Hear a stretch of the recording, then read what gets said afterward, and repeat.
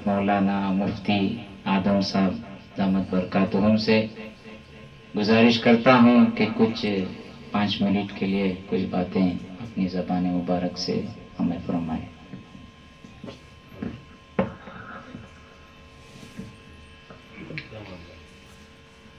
الحمد لله وكفى وسلام على عباده الذين اصطفى أما بعد أعوذ بالله من الشيطان الرجيم بسم الله الرحمن الرحيم إنما يخشى الله من عباده العلماء إن الله عزيز غفور وقال النبي صلى الله عليه وسلم خيركم من تعلم القرآن وعلمه أو كما قال عليه الصلاة والسلام۔ محترم بزرگان دین، آئے ہوئے مہمانان کرام، مشفق اساتذہ کرام اور عزیز طلبہ، آج بڑی خوشی اور مسرت کا دن ہے کہ اللہ پاک کے کلام کی نسبت سے ہم تمام لوگ یہاں پر جمع ہوئے ہیں، کیونکہ آپ صلی اللہ علیہ وسلم نے ارشاد فرمایا کہ دنیا کے اندر بہت سارے کام ہیں، کوئی نہ کوئی کام ہر انسان اس کے اندر ماہر بنتا ہے، کوئی کسی کام کے اندر ماہر ہے، کوئی اور دھندے کے اندر ماہر ہے، لیکن سارے کام کے اندر سب سے بہترین جس کے اندر انسان اپنا وقت دے، جس کے اندر انسان اپنا ہنر پیدا کرے، وہ ہے قرآنی تعلیم۔ جتنے بھی ہم کام کرتے ہیں وہ سب کچھ نہیں ہے، لیکن جس کام کے اندر انسان اپنا وقت لگائے اور وہ بہترین وقت بنے تو وہ ہے قرآن کی تعلیم، قرآن کا سیکھنا، قرآن کا سکھانا۔ اسی بات پر اللہ کے نبی نے فرمایا کہ یہ بہتر ہے، سب سے بہتر ہے وہ شخص جو قرآن کو سیکھے اور دوسروں کو سکھائے۔ اور قرآن مجید کے اندر بھی اللہ تعالیٰ نے بے شمار جگہ پر علم کے تعلق سے بڑی اہمیت بتائی ہے۔ ہم اور آپ، یا پھر ہمارے سے بڑے اولیاء اللہ، یا پھر صحابہ کرام، یا پھر ان سے بھی بڑھ کر انبیاء کرام، یا پھر سب سے بڑے نبی پاک صلی اللہ علیہ وسلم بھی اگر اس کے تعلق سے بتا دے تو ہمیں کچھ اس کے تعلق سے کمی معلوم ہوتی، لیکن خود اللہ تعالیٰ کی ذات نے اس کو واضح فرمایا، قُلْ هَلْ يَسْتَوِي الَّذِينَ يَعْلَمُونَ وَالَّذِينَ لَا يَعْلَمُونَ،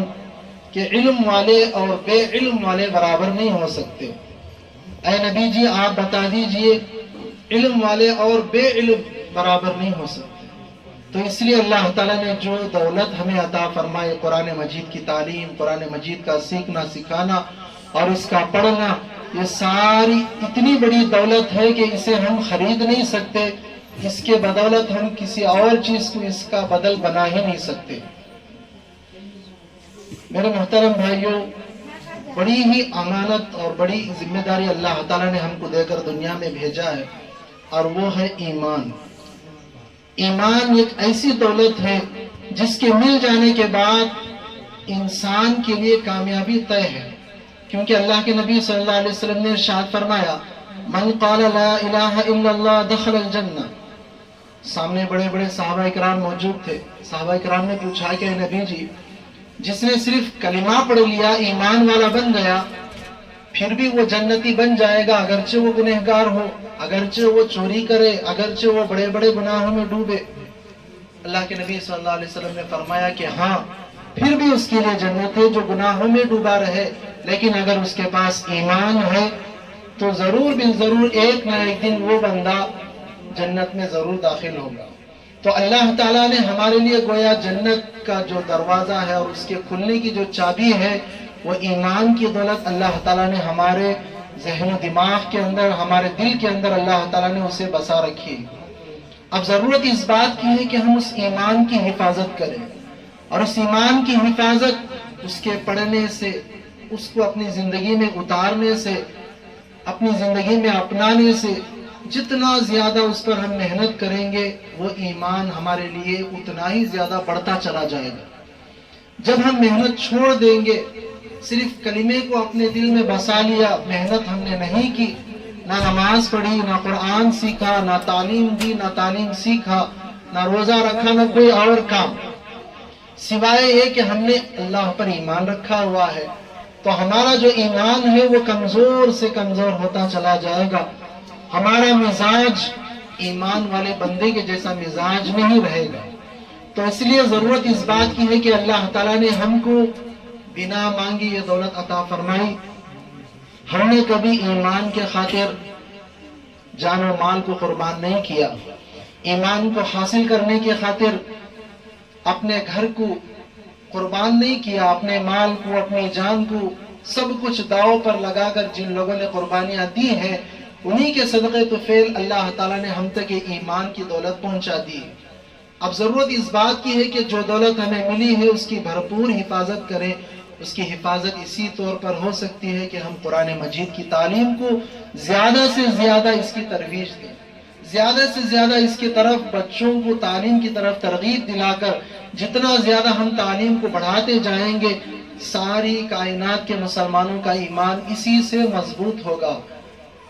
اور چیزوں کی مضبوطی کے لیے کسی اور راستے کو چننا پڑے گا، لیکن ایمان کی مضبوطی کے خاطر قرآن کی تلاوت ہے، اللہ کی عبادت ہے، یہ علم کا جو راستہ ہے اس کے بغیر ہم اپنے ایمان کو مضبوط نہیں بنا سکتے۔ تو اپنے ایمان کو مضبوط پر لانے کے لیے، اپنے ایمان کو مضبوط بنانے کے واسطے بے حد ضروری چیز قرآن مجید کو پڑھنا ہے، اس کو سیکھنا ہے، اور اپنی پوری زندگی کے خاطر بالخصوص فی الوقت جو عزیز طلبہ ہیں ان کے لیے نصیحت ہے کہ بچپن کے اندر بہت سارے اب بھی بڑے حضرات موجود ہیں، بچپن کے اندر قرآن مجید کو سیکھا تھا، مکتب کے اندر پڑھے، کئی مرتبہ قرآن ختم کیا، دور کیا، لیکن پڑھنے کے بعد بچپن ہی میں اسے چھوڑ دیا۔ جیسے ہی جوانی کی عمر پہنچی قرآن مجید صرف ہم نے پڑھا ہے یہ بولتے ہوئے ہم پھرتے ہیں، لیکن واپس اس کو اٹھا کر نہیں پڑھتے۔ اب جیسے آگے بڑھے ہوئے اور بڑے ہوئے، شادی ہوئی اور عمر بڑھتی چلی گئی تو ہماری گویا قرآن سے اور اس تعلیم سے دوری ہوتی چلی جاتی ہے۔ اس کے بعد پھر کبھی رمضان کا موقع آیا تب یاد آتا ہے، یا پھر شب قدر ہو، شب برات ہو، تو ایسے موقع پر ہمیں یاد آتا ہے کہ ہم نے بھی قرآن پڑھا تھا، ہمیں بھی پڑھنا چاہیے، تب مسجد میں جا کر تھوڑی دیر قرآن لے کر بیٹھتے ہیں۔ تو اس لیے بے حد ضروری نصیحت یہ بھی ہے کہ قرآن مجید جو ہم نے آج سیکھا ہے اس کو مرتے دم تک اپنی زندگی کے اندر باقی رکھنا ہے۔ آج جو ہم نے پڑھ لیا، قرآن مجید کو ختم کر لیا ہے، تو اس کا مقصد یہ ہے کہ یہ کتاب ایسی نہیں ہے کہ 2-3 ماہ کے لیے یا پھر چند سالوں کے لیے پڑھ کر چھوڑ دیا جائے، بلکہ یہ قرآن مجید وہ کتاب ہے جس کو شروع سے لے کر آخر قبر کے پہنچنے تک اور قبر میں پہنچنے کے باوجود اس کے بعد بھی پڑھی جانے والی کتاب قرآن مجید ہے۔ اس کا ثواب بے حساب و بے کتاب ہے، اس لیے ضرورت ہے کہ پوری زندگی بھر قرآن مجید کی اس تعلیم کو ہم زندہ رکھیں، اسے نہ چھوڑیں۔ جنہوں نے قرآن مجید کو ختم کیا، جو ابھی پڑھ رہے ہیں، سب کے لیے یہی بات ہے کہ قرآن مجید کی یہ جو تعلیم ہے اسے ہم ہر دم اس کو باقی رکھیں گے۔ دوسری طرف جب ہم دنیا کی طرف نظر کرتے ہیں تو عزیز طلبہ جو مدرسے میں بچے پڑھتے ہیں ان کی طرف ایک نگاہ، اور دنیا میں جو بچے تعلیم حاصل کر رہے ہیں، اسکول کی تعلیم غیروں کے طریقے پر، انگریزوں کے طریقے پر، تو دونوں کے درمیان آسمان و زمین کا فرق ہے۔ جو بچہ قرآن مجید کی تعلیم حاصل کرتا ہے اس کے اندر تعلیم کے ساتھ ساتھ ادب، اخلاق، ساری جو ضروری ایک ایمان والے بندے کے اندر صفات ہونی چاہیے، وہ سارے اخلاق اس کے اندر خود بخود پیدا ہوتے چلے جاتے ہیں۔ اور جو انگریزی تعلیم حاصل کرے وہاں کا ماحول، وہاں کا ڈھنگ ہی کچھ ایسا ملتا ہے کہ بچہ خود بخود اس ڈھنگ کے اندر ڈوب کر ایسا بہک جاتا ہے کہ اسے یاد بھی نہیں ہوتا کہ میں بھی ایک مسلمان ہوں، میں بھی ایک ایمان والے گھرانے کا بندہ ہوں۔ اس کے باوجود وہ بچے خود بخود اسی ماحول کے اندر ڈھلتے چلے جاتے ہیں۔ آپ حضرات تو بخود جانتے ہیں، جو بڑے حضرات ہیں، کہ آج کل کے جو اسکول ہیں، بالخصوص جو غیروں کے اسکول ہیں، ان کے اندر کتنا زیادہ ایمان کو خراب کرنے کی کوششیں چل رہی ہیں۔ باقاعدہ مضبوطی کے ساتھ، سختی کے ساتھ وہ لوگ مسلمان بچوں پر تنگی کرتے ہیں کہ جو کام ہم کہہ رہے ہیں وہ کرنا ہی پڑے گا۔ بہت سارے ایسے کام ہیں جو کفر کے ہیں، شرک کے ہیں، بالخصوص کفر کے ہیں۔ ایسے کاموں کی طرف وہ لوگ بالکل توجہ کے ساتھ، بڑی ہی مضبوطی کے ساتھ اس پر توجہ دلاتے ہیں کہ وہ کام ہمارے یہاں ضروری ہے، کرنا ہی ہوگا، اس کے بغیر ہم نہیں لے سکتے، اسکول سے ہم فارغ کر دیں گے۔ اس لیے ضرورت ہے اس بات کی کہ ہم اپنے ایمان کی حفاظت کریں. اللہ تعالیٰ نے یہ جو مدارس دیے ہیں اس کا سب سے بڑا اہم فریضہ یہی ہے کہ اس کی بنیاد پر ہمارے درمیان علماء کرام، حفاظ کرام اور علم کا یہ جو سمندر آپ کو نظر آ رہا ہے وہ صرف اور صرف مدارس کا دین ہے، مدارس کی دین ہے، مدارس کا یہ سب کچھ ثمرہ ہے. اس لیے آپ تمام حضرات اس علم کو معمولی نہ سمجھیں بلکہ اس کی طرف خصوصی توجہ دلا کر، بالخصوص والدین بھی اپنے بچوں کی تعلیم کی طرف خصوصی توجہ دلا کر حفظ مکمل کرانے کے باوجود قرآنی تعلیم کو اور سیکھنے کے لیے اس کے معانی، احادیث اور علوم نبوت اور بھی بہت زیادہ ہے، سارے علوم کے سیکھنے کے لیے اپنے بچوں کو فارغ کریں. ایک اپنے گھر میں عالم دین پیدا ہوگا تو آپ کے سارے گھرانے کو جنتی بنانے کے لیے اللہ کے دربار میں کافی ہو سکتا ہے. ایک حافظ قرآن پیدا ہوگا تو آپ کے گھرانے کے اندر جو گنہگار ہے، اللہ کے نافرمان ہے خاندان کے اندر،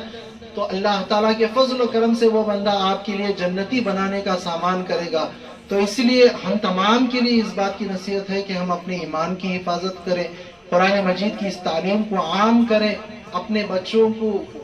اس کی تعلیم کی طرف خصوصی توجہ دلائے. دعا کریں اللہ تعالی ہم تمام کو کہنے سننے سے زیادہ عمل کی توفیق عطا فرمائے. اللہ تعالی ہم تمام کو قرآن مجید کی تعلیم کی طرف خصوصی توجہ دینے کی توفیق عطا فرمائے. اللہ تعالی ہم تمام کو اپنے ایمان کی پوری حفاظت کرنے کی توفیق عطا فرمائے. آمین. وآخر دعوانا الحمدللہ رب العالمین.